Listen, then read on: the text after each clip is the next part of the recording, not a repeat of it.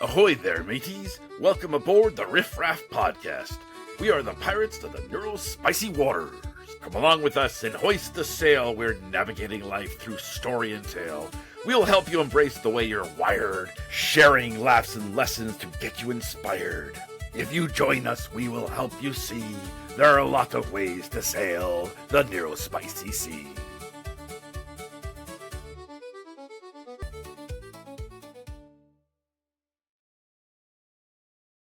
Because I know they really want to talk about this topic. I do. Mm-hmm. We're going. Okay. Jumping in. Buckle up, folks. Just got to drop my mic a little here. Mic drop. Elizabeth has had a lot of peopling. It's just Sydney and Elizabeth today. So you're going to get a lot of us. Have fun. Yay!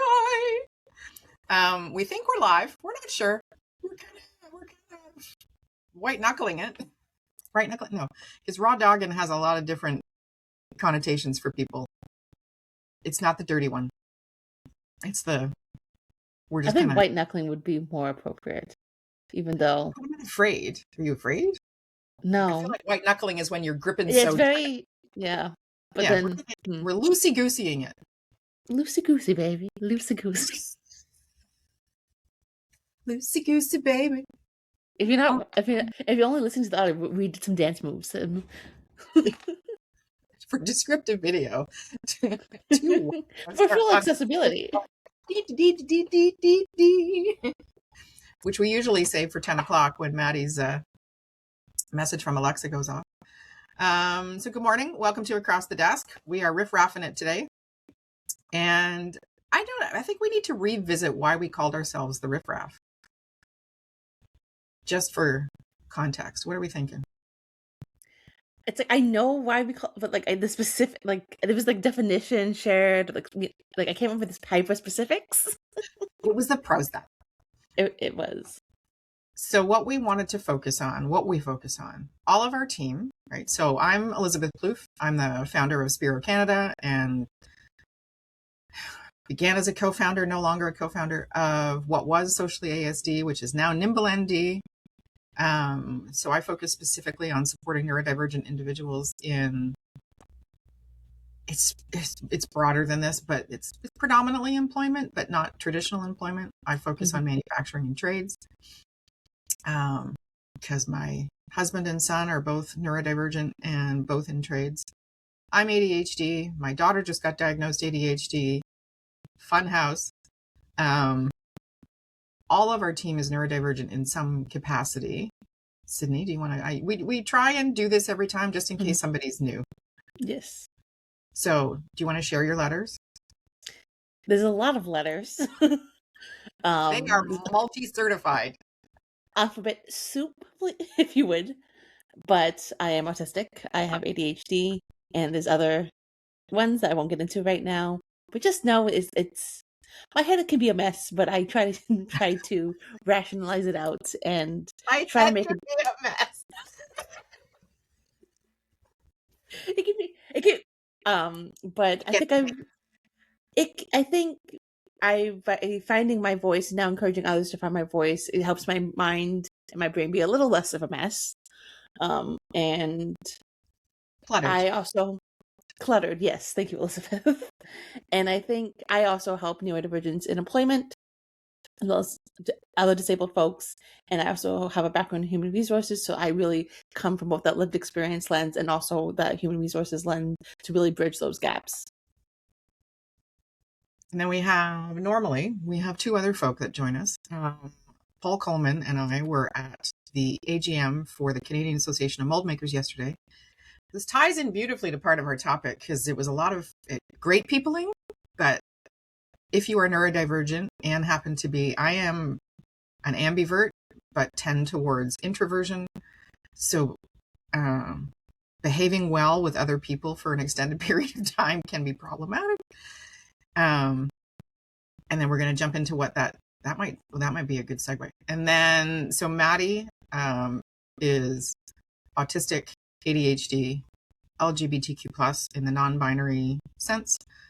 parent of 4 individuals who are also neurospicy in their own ways. And they are intersectional in that they are also had a car accident, so they're in a wheelchair for motor issues. Paul Coleman, neurospicy, ADHD, also ASD, and the parent of 4 neurospicy individuals. So like we're all navigating life in various messes, clutters, whatever you want to call it. And we all have a professional background of some designation that helps us bring, I think a different lens. I think so. And, It's like different enough, but similar. Different, but similar. Like we all have our unique. You know what? That should have been the name of the podcast. Different, but similar. Yeah. Different but similar. Oh, that's given me so many ideas. Okay, so we went with. Well, my she said she has ADHD, folks. Yeah. Keep up. So we went with the Riff Raff podcast because the Riff Raff are the outliers. Used to be, it's a combination of things. Used to be looked down upon, but it was always somebody on the outside who didn't fit the norm, who made people uncomfortable, like whatever it was. And all of us have had that experience and supported kids who've had that experience and whatever. We want to reclaim the Riff Raff name to be, I've always told my kids, my son uses it against me on a weekly basis. I've always told my kids being weird is awesome. And don't ever if anybody calls you weird, just say thank you. Because them using that as an insult is all about them, not you. And my son still, I'll say, you effing weirdo. He's 28. I don't swear at kids, but he's like, you effing weirdo. And he's like, you raised me to think that was okay. And I'm like, yeah, my bad. Oops. So we've been talking about, if you're listening to this out of order, completely fair, because we're catching up. We have been focused on connection and communication. I had to look at the list because there's an official title. Maddie's here. Here they come. Hey, princess. We've already introduced. It was 7:30, and then it was 9:18. And that's what I said to Sydney. I'm like, how much do you want to bet? There's still. I yeah. I think every alarm that may have gone off was part of the dream that I had. Yeah, I had this dream where I was opening up a computer store again in a mall, and it was boring at first because nobody came, and then all of a sudden everybody came, and it was busy and it was crazy, and my machine didn't work, and then people were coming to pick up computers, and I'm like, that were getting fixed. It's like, but I just opened today. Anyways, I'm here. Hello, good morning, and welcome to the show. We already did all of that. Oh, okay, yeah. We're skipping over. Yeah. Speaking of people and connecting and communication, this is the ever-loving Maddie Dever. And we think we're live today. We're not sure because I don't know why this setting is on. So we just decided to loosey-goosey it. So we're just going with it. And then today's topic is around independence, codependence, compliance, autonomy, all that kind of good stuff. And what that means for individuals. And what I had shared at the beginning, Maddie, is that Paul and I were at an AGM yesterday. And while I am an ambivert, I more identify with being introverted. So I love people, but there are times where I've had enough people and I will come home and my family knows to just, mommy's had to be chatty all day and watch her tongue. So talk at your own peril. Talking. Yeah. That's t-shirt. Like that so needs to be a t-shirt. Paul's messaging at the same time. Oh, okay. No, it's okay. So not that what Paul said isn't important, but it's not to do with the podcast. I feel like saying to them, I'm in a podcast right now,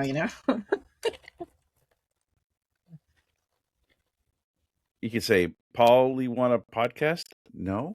Then Maddie says, "Oh, he wants a podcast." I was See what just you're filling all the messages. Yeah. So yeah, Paul. Paul lives out in Windsor, where we were yesterday. Put him at like 45 minutes from his trailer, which is his happy place. But Wi-Fi is a little up there, and so is data. So sometimes they can join, sometimes they can't. Paul's, little does he know he's joining the podcast regardless. He says, "Not saying you have to respond. He My can't. brain needs He can't. outlet." He can't escape. He can't escape. I'm going to say I'm sharing this chat. I'm live sharing the chat in the podcast. Yes.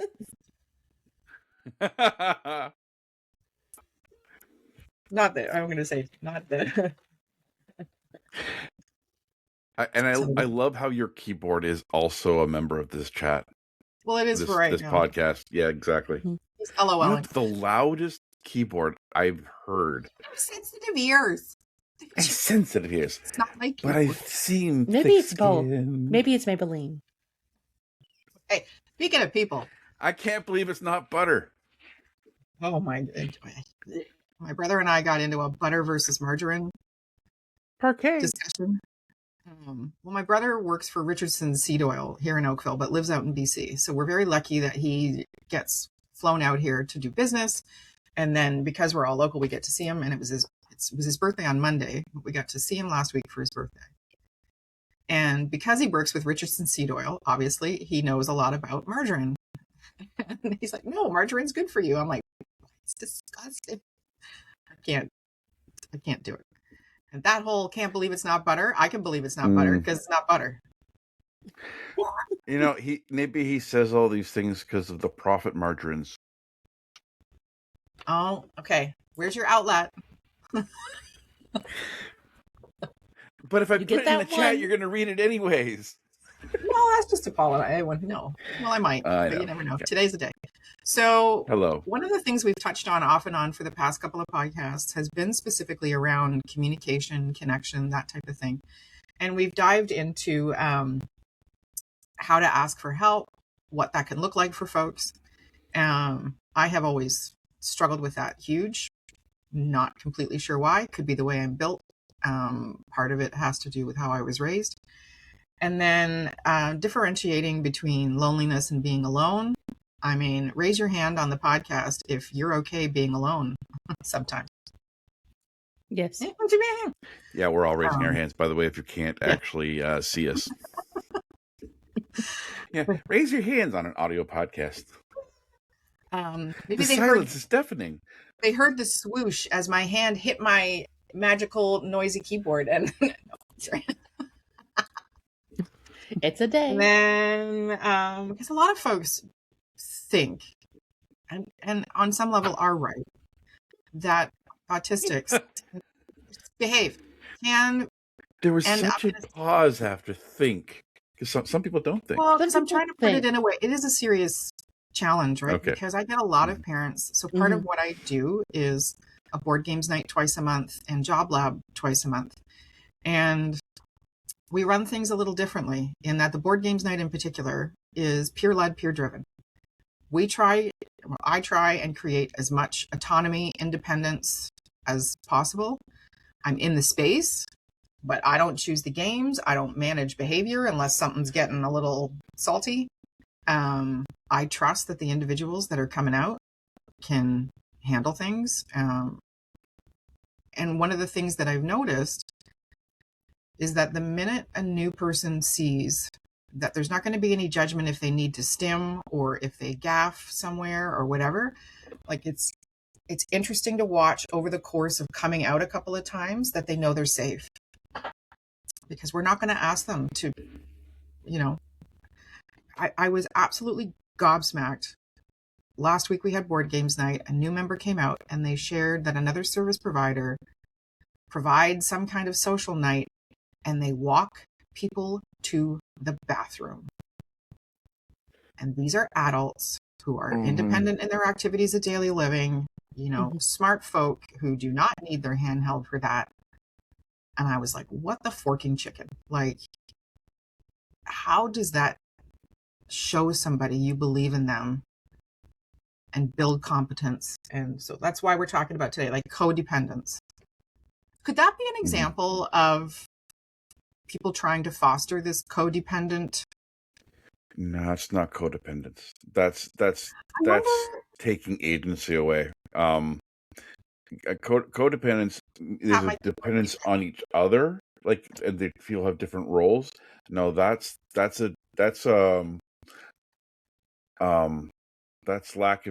taking away independence and autonomy and agency altogether in one swoop.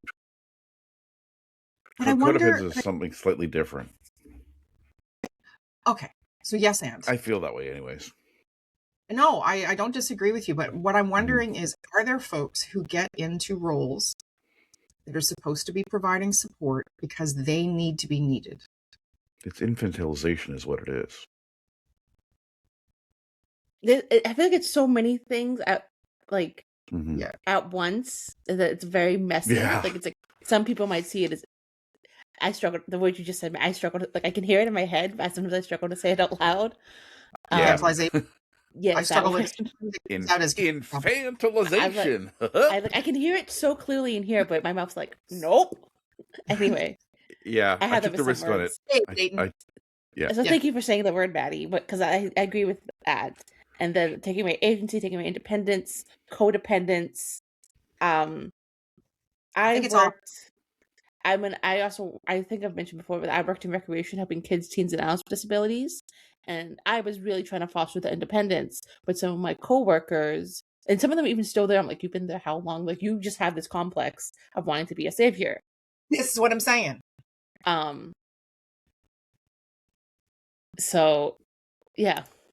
I'll leave that there for now, but we can continue after. But that's what I wonder, if when we're talking about these different aspects, we've talked before about bias, and we've talked before about how people have preconceived notions of capacity and capability. And one thing, and I am going to pause a lot because I had to fight this with my son, and I'm sure Sydney's had to fight it for themselves. I'm sure Maddie's had to fight it for themselves and their kids. And I know Paul's had to, step in to do this. The school system wanted to create a compliant, dependent kid. Right. And like every freaking day. And I'm just looking at all the words because they're great words. They did not want to encourage autonomy. They did not want to encourage independence.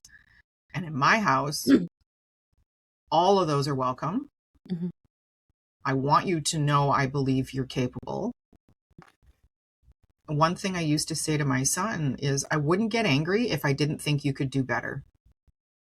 Mm-hmm. If I didn't think you were capable of more, I'd be like, well, that's just all he can do. I don't mind if my kids fail. I don't mind if they F up. I don't mind, all of those things, because you're trying new stuff. Mm-hmm. And so I wonder if that's, like, to Sydney's point, do we want to start with schools or service providers? Do we just want to, where do we want to go with this? What are we thinking? Well,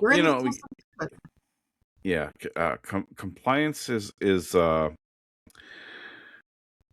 compliance is the word that schools, the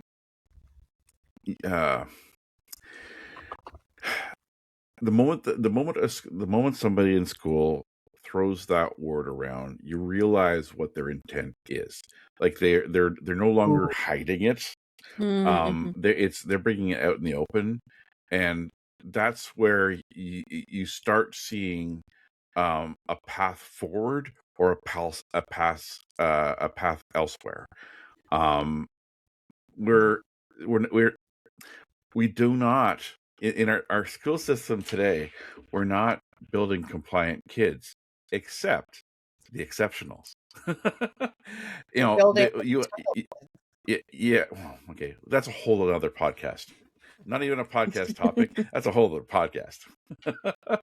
I think if you ask any educator in general, what's the purpose of a school, a school, and what's the purpose of the school system, they're not going to say compliant. They're not going to say to build compliant kids. They're going to give all kinds of other colorful words, about strong and educated and like a whole crapload of stuff that they believe in.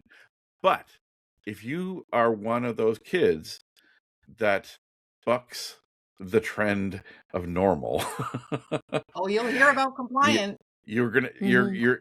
the further you are away from their unattainable ideal, they're Yeah. going to start using the words compliance, or they're going to start treating you that way. They're going to try to bring it about until eventually they say the word, and then you realize as a Mhm. parent, oh crap, this is really what we're fighting here.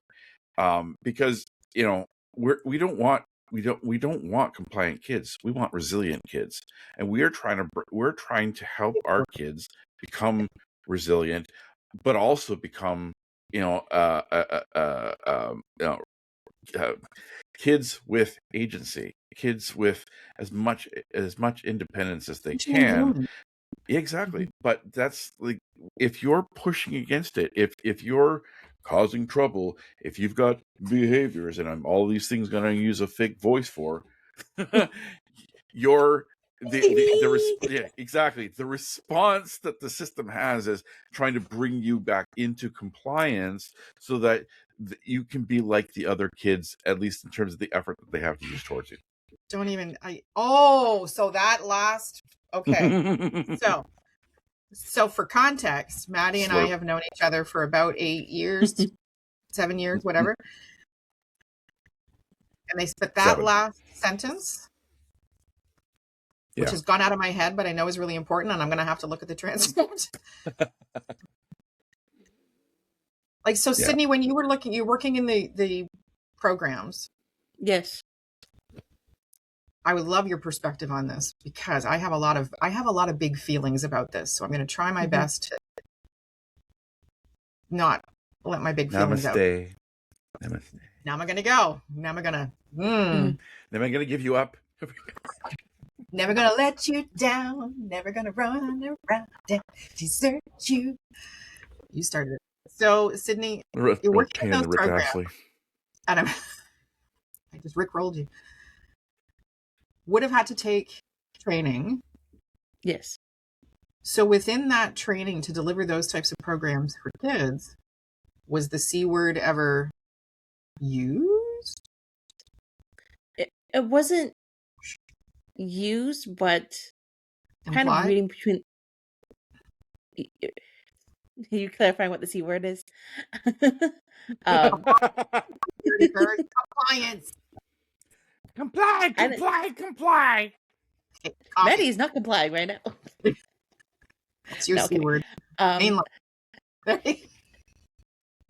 Yep. Keep going, Sydney. I'll mute them if I have to. The word wasn't used directly, but implied. Especially so, like in the programs, we would have programs where it was just for neurodivergent and disabled kids, teens, and adults, and then we also had programs, especially for kids, where we would integrate them into mainstream programming. Yes, air quotes going on, folks.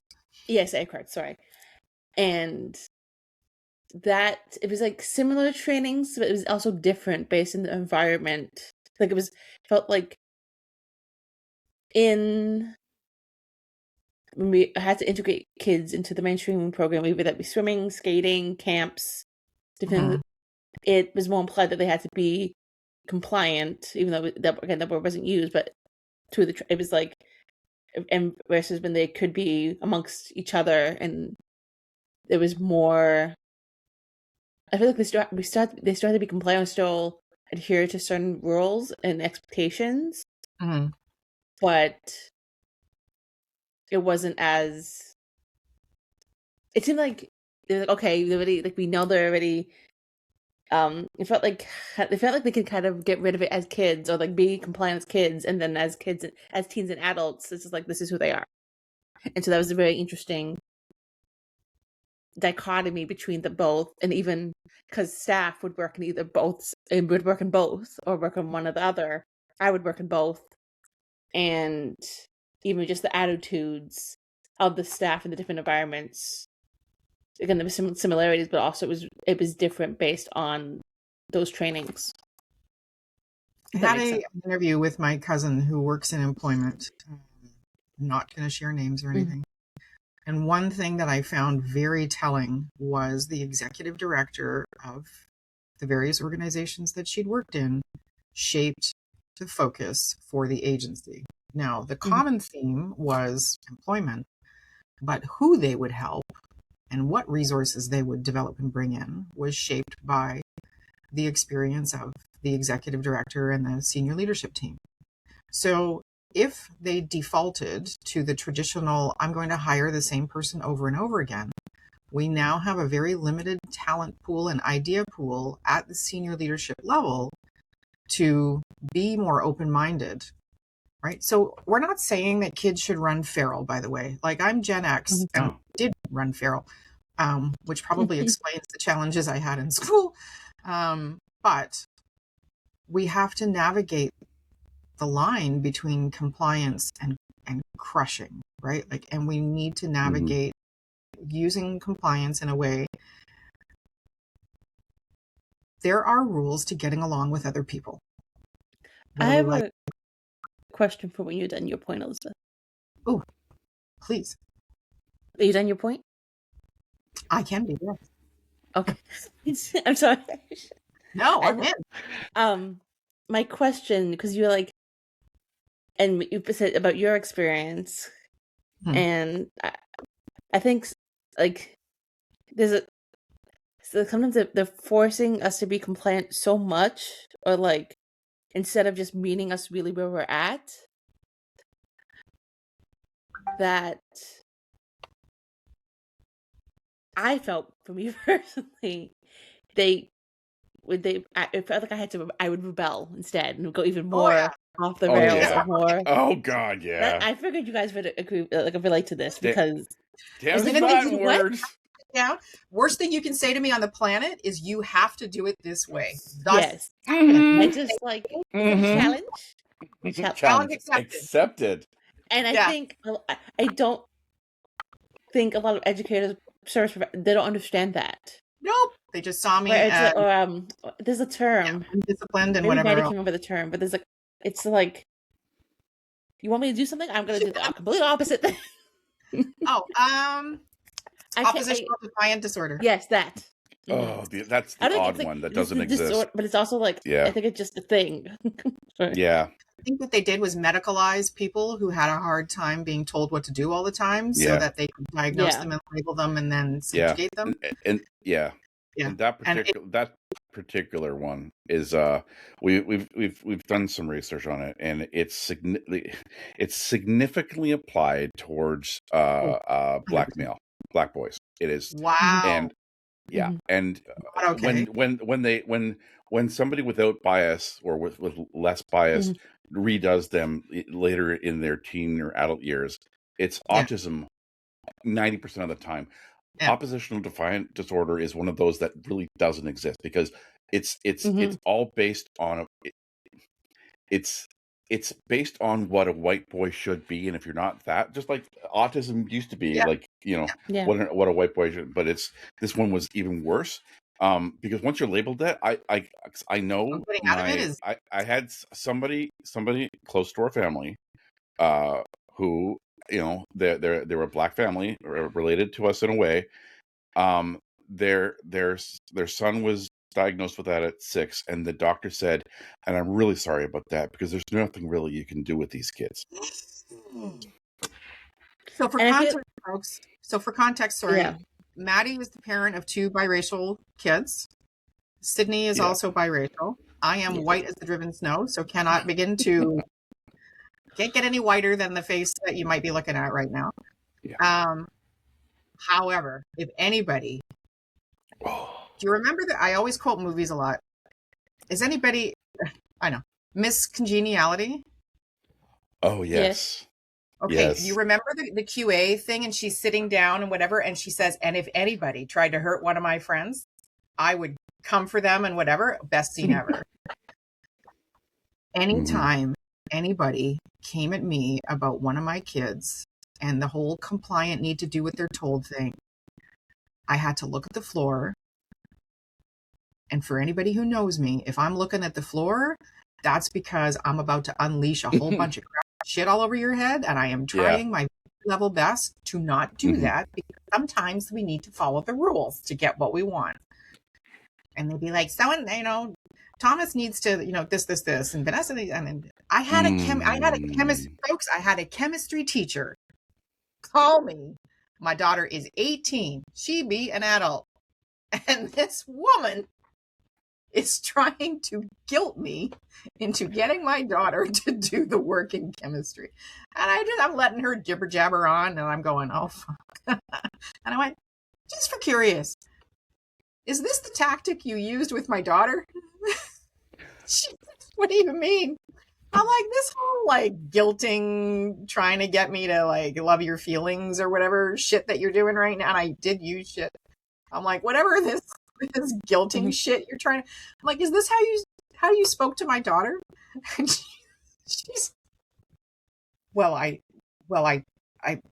yes, I think I might have tried to get her to understand how important it was to me. And I'm like, okay, just between you and me, she's not going to give a shit. If she's not in it, your feelings, and I'm on her side with this. I don't care how you feel about this. If she's 18, I can't force her. If she's not going to do the work, that sounds like a teaching issue that you might want to work on. And guilting people to get on your side and be compliant, that doesn't work on certain population. Yeah. It doesn't work. I'm more like, how can I hurt your feelings more? Yeah. You've basically raised a red flag to a bull in a china shop. 100%. I need to respect. There's a bunch of mixed metaphors. Feelings matter to me, and I don't know you. I don't know what you're doing. I know you're failing my kid, but other than that, if you think you failing my kid because you're a shitty teacher is going to endear you to me, let me disabuse you of that notion right now. I have a definition of compliance. Oh, you didn't even hear me type. No, I was too busy talking, hearing my own voice. Yeah, see, well, now I'm ninja typing just to see if I can get it in without you noticing. Oh, that's cool. Thank you so much. I should do this more often. Compliance is the act of adhering to established rules, laws, regulations, or standards. Depending on the context, it defines how organizations maintain legal boundaries, how bodies respond to medical treatment, weird, or even serves as the title of a psychological thriller film. Go AI. So in the corporate world, here we go. We're going to try and, okay. So compliance, yes, you have to have that organizationally. In healthcare, which compliance relates to a patient's actions, such as taking prescribed medications, following diets, or attending therapy as directed by a doctor. This is kind of awful. High medication compliance, often called adherence, is critical for managing chronic conditions and recovering from illness safely. That's a pretty weird recommendation to make. And just for pop culture reference, Compliance is a 2012 American psychological thriller based on scam calls. Just for that. You will send me $500 in gift cards now? Or I have a particular set of skills that if you do not comply, I will find you. Oh, I refined it. Compliance in schools involves students following directions and adhering to behavioral rules. The logic being it ensures a safe and manageable learning environment. There's the kicking word, folks. Manageable. Should not be on a t-shirt. While it establishes necessary order, educators often balance this by shifting focus towards intrinsic motivation, as strict obedience can stifle student creativity and engagement. I'm thinking some schools missed that memo. Oh, okay. Yeah. Challenges and neurodiversity. Okay. AI has done this. Yeah, I didn't add neurodiversity in this at all. This is It just knows this you. good old It knows Gemini it. or whatever it is. For some students, especially those navigating neurodivergence, like ADHD or learning disabilities or trauma, mandating compliance can be incredibly difficult and stressful. We should do a workshop on this. In these cases, constant demands for quiet obedience can lead to anxiety and suppress natural curiosity. The Learning Disabilities Association of America outlines that understanding environmental stresses, teaching relaxation skills, and setting clear but flexible limits can significantly improve student cooperation. Which leads us to our next point. Sydney, what would you think is the difference between compliance and cooperation? That's a big. I'm wanna trying to come think of how to. Hey, Yeah, it's I'm trying to actually think of how to word it. Hang Maddie, on, go Maddie. ahead. Okay. Maddie, go ahead. it's actually okay. So I do talks on language and strength-based language, and 3 years ago, out of a conversation I had with a very good friend of mine who is my co-conspirator in no, not you, a different person. I have a lot. I have other Elizabeths. I have a doctor. I have a doctor. I know. I get around. Talk anymore. You're cheating. It's what it's more of a poly relationship in terms of friends. I can. Okay, now I'm getting distracted from what I'm trying to say. Exactly. Yeah. Sorry. Welcome to the podcast. Yes. It's called Follow the Squirrel, if you can. T-shirt. T-shirt. Okay, so we had a conversation similar to this, and in the end, we realized that the opposite to enforcing compliance is building and expecting cooperation. If you're you can flip the narrative and work. Cooperation is in play. Yeah, like cooperation. Working towards cooperation can actually. For the first thing it does is it gives back agency, because you're looking at the expectation instead of looking at the expectation of a particular thing. You're working towards a common goal together and working like you're shifting so that you can get there instead of pulling to drag them to a place. Pushing versus forcing. Yeah. This is somebody who has a challenge with demand avoidance. Yeah. Cannot be pulled towards compliance. It is never going to happen. The bull in the china shop is going to go to the museum next. Well, that's so ADHD, folks, just for those of you that are new to it, has this built-in demand avoidance thing. And I never understood it because, of course, I'm of the vintage that girls did not have ADHD. I was just a mouthy bitch. I didn't get called the B word when I was MDHD. MBHD, yeah. What's that? A mouthy bitch who's hyperactive disorder. I wasn't hyperactive. Okay. Well, yeah, so here's MBD. Yeah. I was actually able to sit. I don't have the hyperkinetic component. Mine is all mental. Just the mouth and the brain. Yeah. 100%. And I know you're meaning that, but 100% true. Yeah. Which is why I kind of evaded detection because I did not back in my day. So I'm 56 for context. I have been told I look 45, so I'm just putting that out there. I thought I was older. One's very impressed with your. He's like, her skin is so glowy. What do you mean? Thank you. And I have the mouth of a 22-year-old, so that's the other challenge.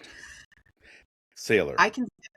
I do have a sailor mouth. But I can sit for extended periods. I don't have to tap my foot. I can have those moments. But brain-wise, my brain literally never stops. I go to bed thinking. Here's what I have to do to get to sleep, folks. So if anybody else has ADHD, you can take one or all of these. None of them are pharmaceutical. I have a mushroom-based hot chocolate from a company called Sprues, and it is a no sugar mushroom-based. I know it sounds awful, but mwah. And it's specifically designed with that mushroom blend, and it works for me. If you have any other conditions going on, like be smart about what I'm about to say. Then I also take a CBD, CBN, no THC gummy. We have a lot of addiction in my family. So I am very, very cautious about anything that has psychotropic impact or like it takes, sometimes the Tylenol. And then it's not naturopath. It is naturopathic, but there's a different name for it. It's called Rescue Remedy. And it's a holistic drop. It's like a wide brand name. It's not some little witchcraft situation that I brewed up. But some nights, that's what it takes for me to be able to actually fall asleep because my brain doesn't stop. Yeah. And that's how so for me to be compliant in school was a problem because I was already 5 steps ahead of what the teacher had asked and kind of went, yeah, I'm good. Like, I've already seen the outcome for that. I'm like 9. Yeah. But they didn't ask. They told. Yeah. Had they asked, I would have had and I'm not talking about entitlement's going to be another podcast. And I'm not gentle parenting anything. I don't subscribe to the whole gentle parenting thing. But okay, so I'm pausing because Sydney, if somebody asks you, so out of the 3 of us on the surface, Sydney and Paul, or 4 of us, sorry, are more on the compliant side of stuff. And I mean that in the nicest way possible. They are far more accommodating and they're not shit disturbers, at least as much as we are. As much as. So, and I don't mean that in a bad way. Oh, we do it in a different way, Maddie. This is what I'm saying. I know you do. Exactly. So when you get asked or you get told to do something, Sydney. Yes. I'm being serious for a second because this is a thing, yes. folks. Does your body do anything? Does your brain do anything? Or do you just go, oh, okay? That's an interesting question because I think it depends on who's asking. Ooh, okay. Tell me more. And I think I talk a lot about safety on this podcast, but safety is super important to me, and I know it's super important to other people, and I want to bring light to that. And I think if I don't know the person, and I think it also from trauma and abuse, which I've also briefly spoken about in this podcast. So I think if I don't know the person, I'm more likely to comply and to accommodate and to do it. But if I know the person and feel safe with that person, and I might push back. And folks, that was so Sydney. I'm almost in tears, and this is one of the reasons we're talking about this, folks, is because when you are working with a neurodivergent individual, they are already at risk of complying to things that are not in their best interest. They are already, in some cases, trying to fit in and trying to get a network and trying to get, they're already struggling to navigate certain things. And I will bet you that there are folks who sense what Sydney just said and understand that they're in an authority position, and that it's all about the movies today. It's like Ella Enchanted, where she was. Oh my god, no, wait. Ella Enchanted. And have you read the book? No, I haven't read the book. Because there's the book, which is Ella isn't obviously a headcanon, isn't canon autistic, but a lot of autistic women identify with Ella. Because she's given the gift of obedience. When I first read the book and watched the movie, I felt so seen by Ella. Like, I literally cried reading that book. And it's one of my... And they're actually making a remake, which is closer to the book anyway. But I felt so seen. She's the producer. I love her so much. I felt so seen by the character of Ella and then people are like, oh, like, a lot of people love Ella Enchanted, the movie, right? And then I was just like, seen it 20 times. I just watched it again this weekend, like, to relax, like it.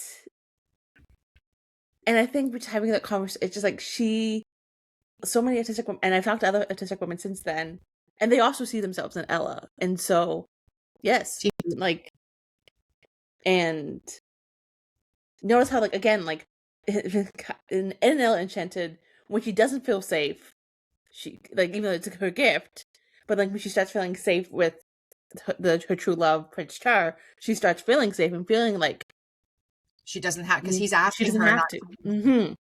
Yeah, but I think that's the difference, is that the people who abuse her gift, especially the ones that know about it, that's why her mom says before she dies, don't tell anyone. Yeah. Heads up, it's a Disney movie. Somebody's going to die.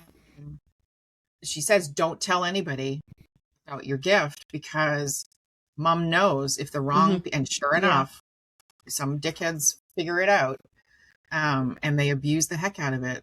But Char asks. Char doesn't tell. And a really important... I feel like it also goes with assumption too.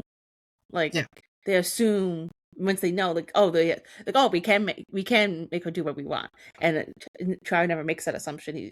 That ask, and that's, I think, that applies to real life. How when you don't assume, when you ask, curiosity, getting to know a person, get to know them, versus when you're just telling and just assuming incompetent, you're assuming all these different things. Yeah, and it's. So I'm glad I brought that up, because now I'm going to go down. We haven't used. Like, I can talk about Ella Enchanted. Love Ella Enchanted. I can talk about Ella Enchanted all day. Have another podcast solely about that. Welcome to the Ella Enchanted podcast. Welcome. Tell me your name. We're trademarked or sued or something. Yeah. I love that movie for many reasons, and the main one is that so if you haven't seen the movie, the premise of the movie is that it's Cinderella based, but fairies go about the land and they provide, much like Sleeping Beauty, they give gifts. And this drunken, not great fairy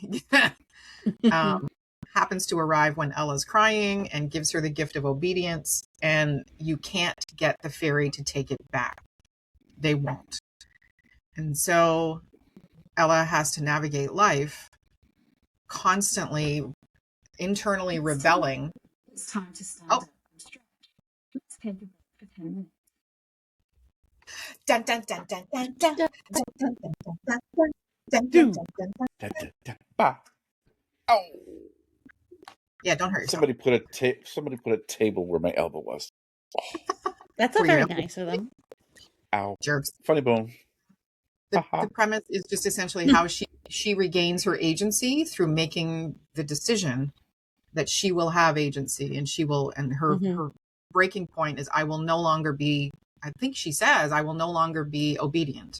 Yes, she says, I will no longer be obedient. In the mirror, the hall of mirrors. Yes. But you could change that with, I will no longer be compliant. And I've seen it over and over again where folks get to know that if I put a little bit of fear behind what I'm going to say, certain people, I would love if you guys have seen this. I've seen it where I get new folks coming out to program, and I'm asking them questions. I'm engaging with them. I'm not asking mom and dad. And if mom and dad answer, I will say, you know what? I'm pretty confident that mouth isn't for decoration. So we're going to try. And they will look to mom and dad for, and I worry about that. Like, I worry about it. I worry about the motivation of looking to mom and dad for the answers. And I mean, we've talked about it, whether it's on the podcast or in conversations we've had or on other podcasts that you and I may have done. And I have to. Yeah. I think that what this codependent relationship that happens between parents and kids, you know, this is, I think, where the codependence comes in. It's learned dependence. Learned helplessness. Learned helplessness, yeah. And it happens out of love and concern, but there's a point where the fear of the kids being hurt, being whatever, you hold on to doing things for them and guiding them things, and they miss the point that their kids become adults too, and at some point they need to be able to stand on their own, answer their own questions, be confident in the things that they're doing themselves. And again, it generally comes out of a place of love and fear. And so you end up making kids compliant without realizing it. You make kids dependent without realizing it. So there just needs to be intentionality to step from that and find the way to build independence and build autonomy. And again, it's accepting one thing: your kids who are adults have agency. How do you give it back to them? How do you let them find it? If you've accidentally, so you use the word guiding and triggered something for me, not like in a trauma way, but my thought was, when does guiding become too much? Like you've moved from guiding to, and the word is escaping me to replace it, but you're no longer guiding. You're just doing it for the person all the time. Yeah. And we've talked about that a lot. Like my son was about 10. He drives me crazy. He was a very compliant kid, not because we made him be, as far as I am aware. He was just born that way initially.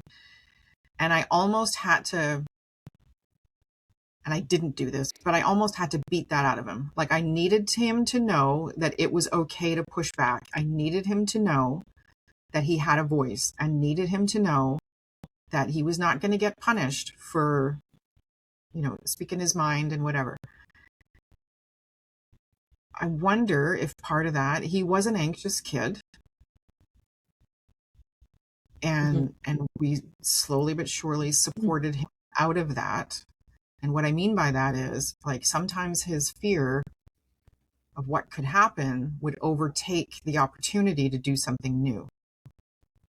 And we'd be like, buddy, like, all you get, try once.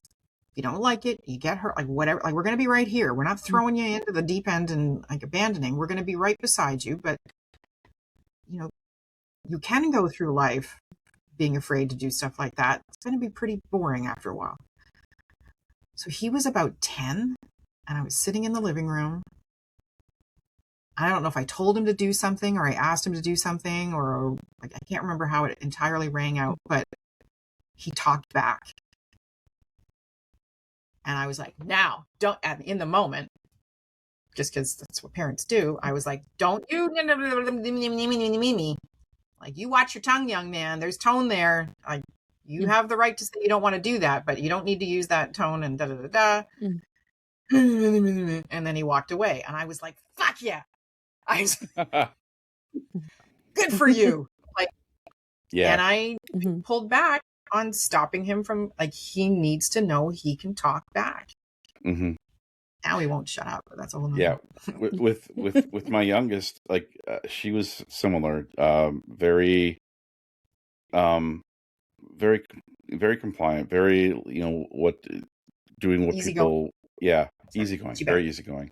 But also kind of manipulatable because she would just do whatever because she wanted to be.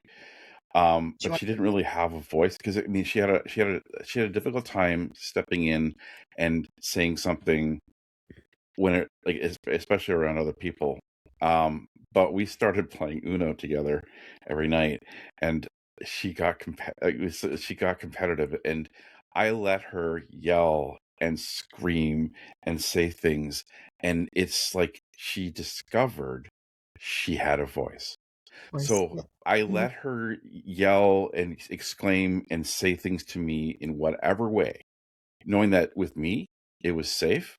But it like teachers found like they saw a major change in her because she was learning that she could speak, she had a voice, she could say no, she could say I don't like this, she could say I need this, and you know 6 years later she's able to say when something doesn't work or when she wants something in a way that like okay, she had other sisters who did all of the talking all of the time and had no problem saying that they wanted this or didn't want that. That was never their problem. I have two completely uncompliant kids. But this one is like, so she was like fighting that kind of mentality and was very different. She's built very differently. But yeah, like knowing that she had a voice and could use it and had a safe place to just push against anything. Yeah, it's like she discovered herself, and it was a huge change for her, and everybody realized it, and it was very positive. You just brought me up another Ella Enchanted story because putting together for the first time, part of the storyline for Ella Enchanted is she's very social justice focused and wanting to make life better for the ogres and the giants, and everybody should, I agree. But I'm wondering if that's because she knows what it's like to not have. I never put that together before. Like I think I sort of did, but it's also why I don't like the terms like self-advocate, because a lot of us are really good at advocating for others, horrible for advocating for ourselves. We either don't know how or don't think we can or should, but we see it in everything else, and I think we throw some of that energy elsewhere. Yeah, like there's nothing wrong with being self-advocate. So just so I know. I'm just saying the term self is a misnomer for a lot of us. Yeah. Yeah, like again, when I was working in recreation, helping the kids, teens, and adults, I would advocate for them, but then I had really struggled to advocate for myself.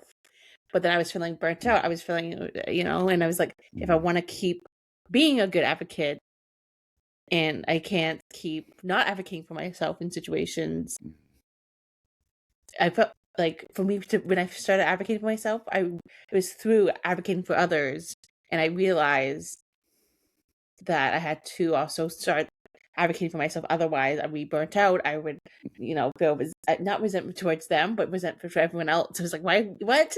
Like, why? I'm advocating for everyone else. Why is no one advocating for me? And I was like, oh, I have to advocate for myself first in different situations. And yeah. It's the whole airline oxygen mask, right? That changed my career. Yeah.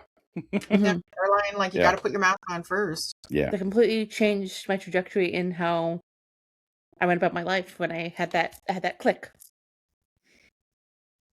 And so did you, okay, so that's a really interesting. So was it being in the situation, because there's multiple questions about that. Was it being in the situation where you were advocating for others?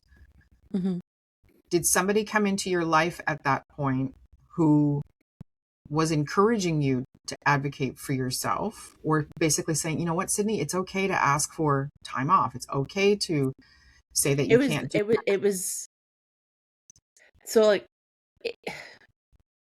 it was a very interesting time in my life because like I was getting my education, my post-secondary education, getting my advanced diploma and my degree, and then I was working in the recreation environment. But then I also, in my personal life, things were kind of a hot mess, to put it simply. And so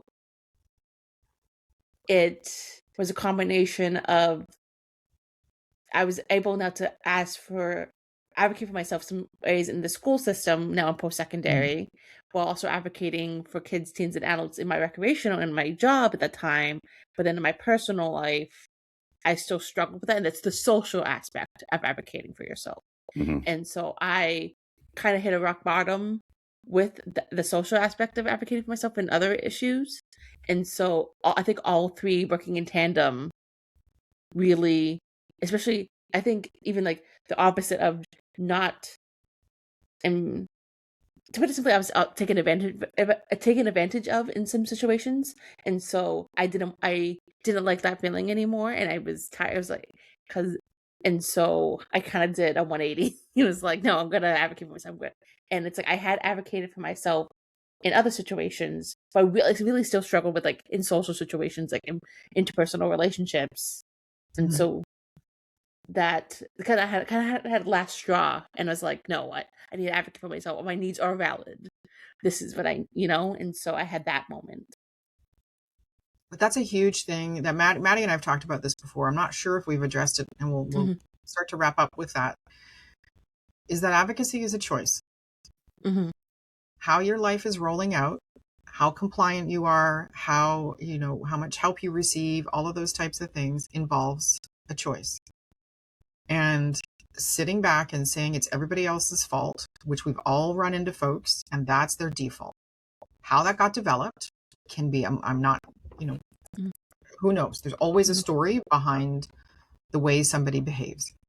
And if you're in a situation like Sydney, like Maddie, like myself, where you've gone through periods of time where you haven't had a voice or you haven't felt like you could speak up and get what you needed, the key thing that we all share that is universally acknowledged is effort and education. If you don't make the effort to change how things are going, and what that can mean is like what Sydney's done, where they were in a situation where they saw what happened when they advocated for the kids, and they were like, I can start to learn about that, right? I would assume that within your HR training, how to handle those types of situations, like there's some education pieces must have been coming into the mix. Yes, like all of that at the same time. Like the HR training, working in the recreation environment, having some personal struggles. I call it my big bang because it's just like it changed how this is in 2017. I wouldn't be like 2017 was a hard year for me, and I took all the lessons. I learned so much that year, including, and I wouldn't be who I am today without those, and now everything's a building block from there. Yes. But that's the major thing that I know Maddie and I've talked about extensively, is that folks won't make the effort. And I'm saying won't because education is a choice, folks. What you choose to fill your brain with is a choice. If you are choosing to fill your brain, which I do sometimes, but I also have 3 college degrees and I've done a fair bit of extensive learning. So I think my brain can take some YouTube shorts. But if you're filling your brain with YouTube shorts every day, and you're filling your brain with video games, and you're filling out, all of them have a place. Not knocking any of them. All of them have a place. But this requires balance. If you are tired of being taken advantage of, if you are tired of having to be compliant, if you are tired of having to, if you're losing agency, if you are tired of not being independent, folks, there's only one person who's going to pick your shit up and help you get it together, and that is you. I guarantee you have folks in your network, and what I mean by network could be family, your circle of influence, whoever you've got around you. Yeah.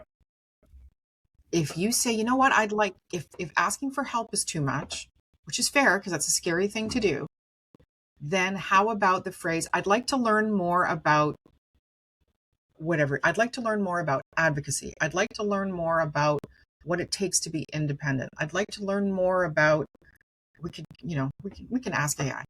I guarantee you somebody can connect you to some resources, and you have to commit the time to filling your knowledge gaps. And I think that's what Sydney's is addressing, is that they had some knowledge gaps around how to advocate for themselves, how to find their voice. Nobody gets taught how to do this. Yeah. Nobody gets taught how to do this. Right. Some of us come out of the gate with a big mouth. And the biggest problem is shutting it. No. So I know you're joking, but no, the biggest problem isn't shutting it. The biggest problem is my filter. Yes. That's not a problem. For me, it was knowing when to talk and when to listen. Learning to listen was my was the thing that the biggest thing that I needed. Yeah, that was my big bang. Yeah. Yeah. Learning, because until I learned to listen, I actually did not learn how to properly self-advocate. You would have missed so much, right? Because we're so, and I have these moments, trust me, where I'm so up in my head. I had to have a very difficult conversation with somebody the other day, and I had to prepare myself and it did not go the way I had planned. It went 6,000% better than what I had planned, which was fantastic.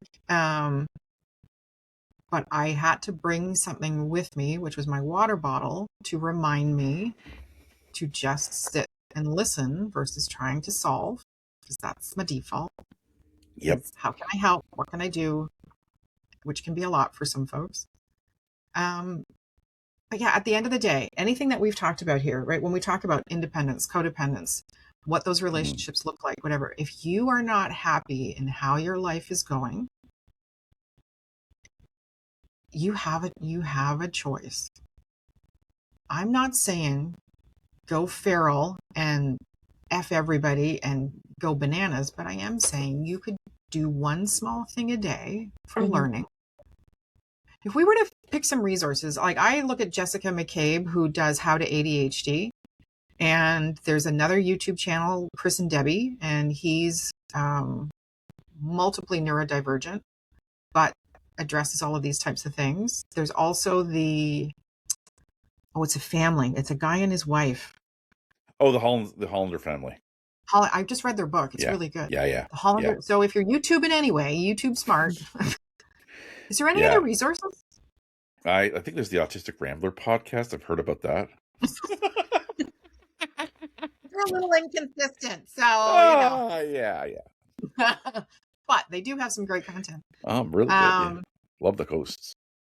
The hosts are awesome. They're radiant. Apparently they glow. That would be us. So, you know what? We'll try, folks, and get some resources together to share.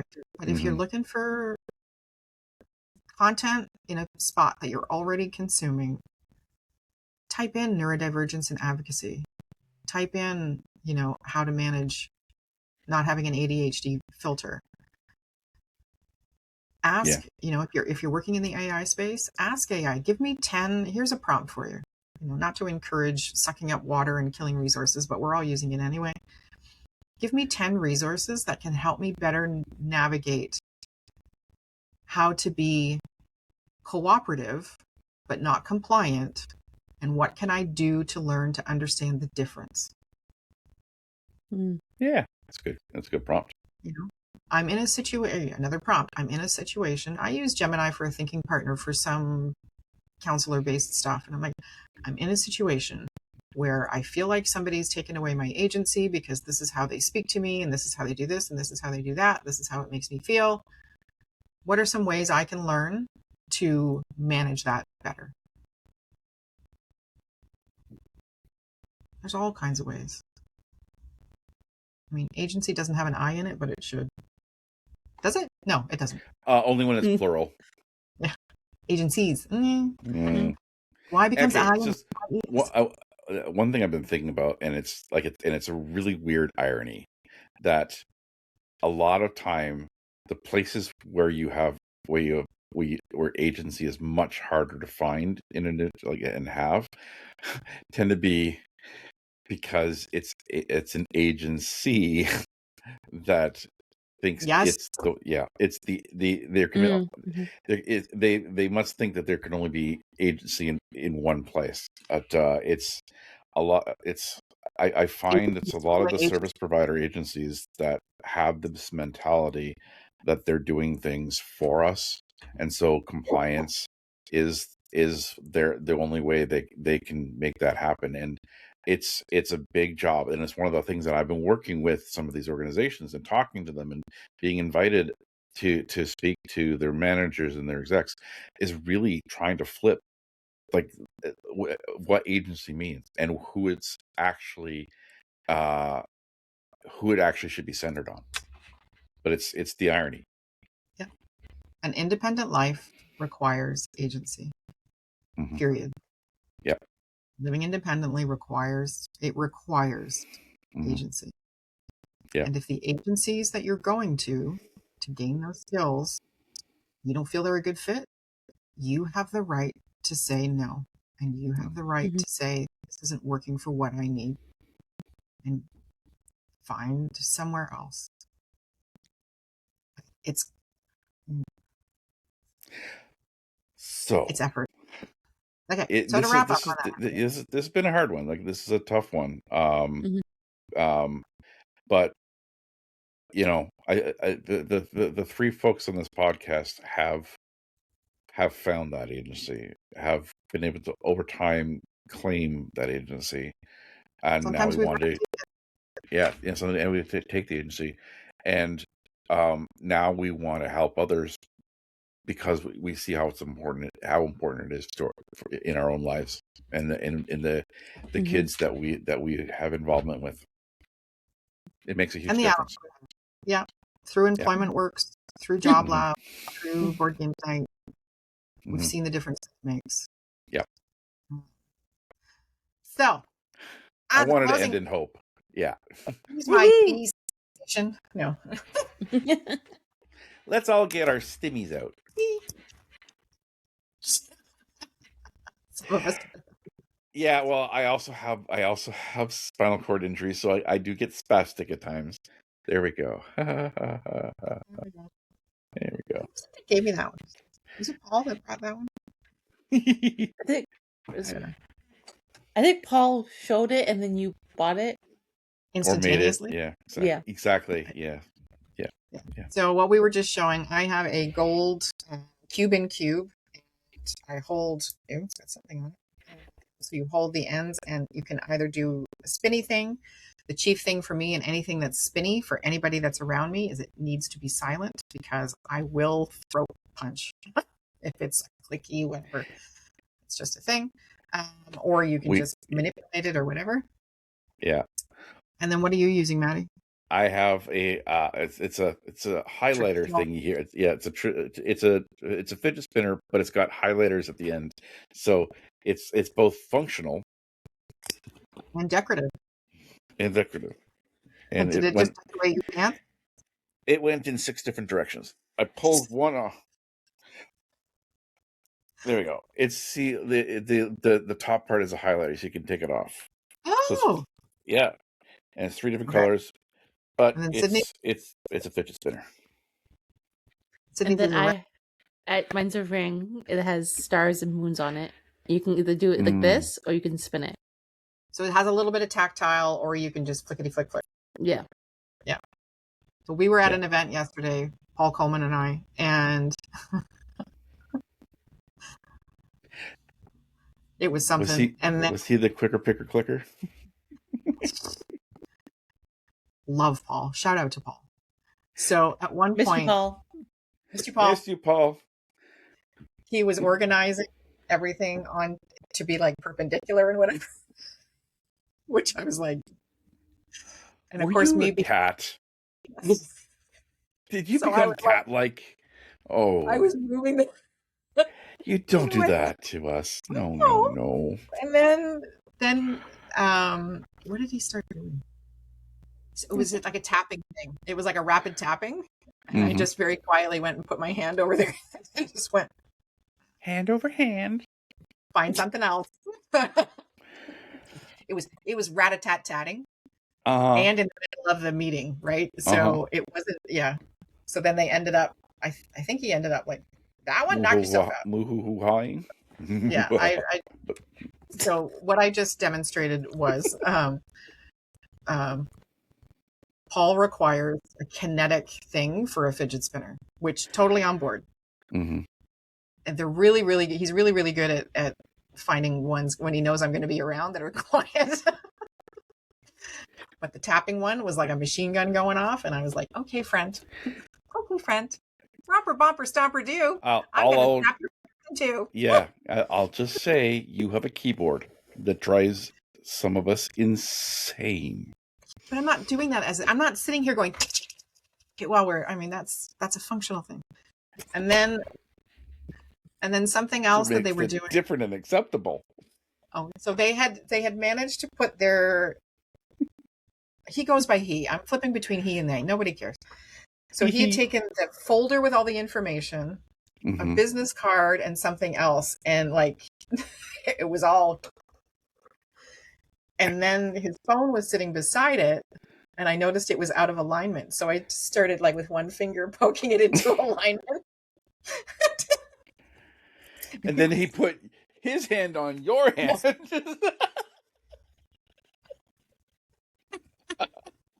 We were killing ourselves. I was disruptive yesterday. Sorry, Cam. No. I was a little disruptive. It was not intentional. Well, I was not being compliant. It's the way you're built. It's the way you're built. You're not wrong. I have heard that before.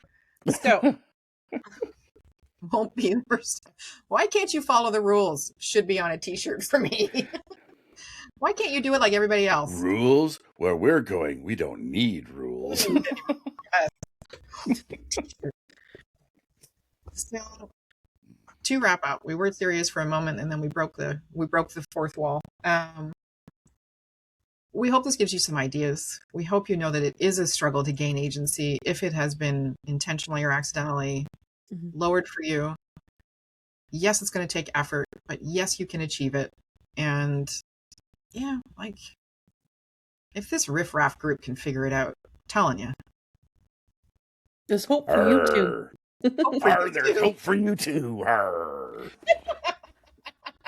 So by the way, our theme is pirates. If that didn't give you a with the Riff Raff. Thanks for joining us, everybody. We really appreciate it. We've gone a little longer today. But we also had to get our dance movement in. So everybody's going to say goodbye. Bye-bye now. Bye. I know. Bye-bye. Bye-bye now. Paul's not here, so we have to wait until Paul realizes Paul has to say goodbye. And end scene. End scene.